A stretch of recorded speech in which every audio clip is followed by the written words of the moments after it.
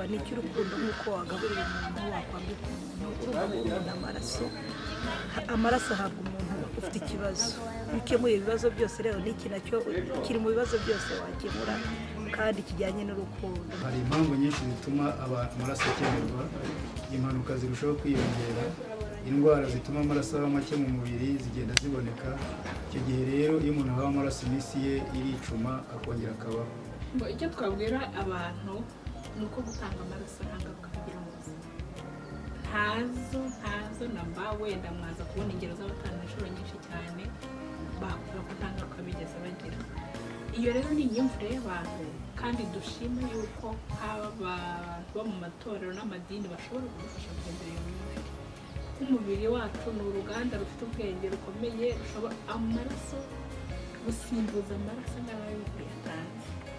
Nta ngaruka rero namba, kandi noneho icyiza nuko mbere ko umuntu atanga amaraso tumukorera ibizami byinshi nk'uko mwabibonye, tugira n'ikiganiro kirambuye ku buryo dukuraho ko umuntu ashobora gutanga amaraso adakwiye kuyatanga.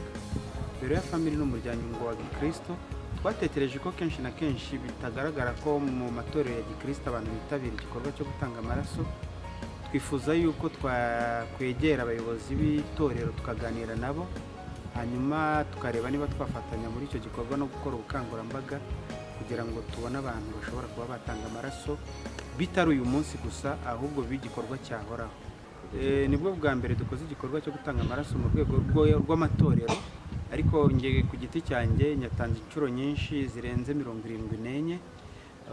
Rero numvaga nakwifuza ko n'abakristo bagenzi banjye bahugukira gutanga amaraso.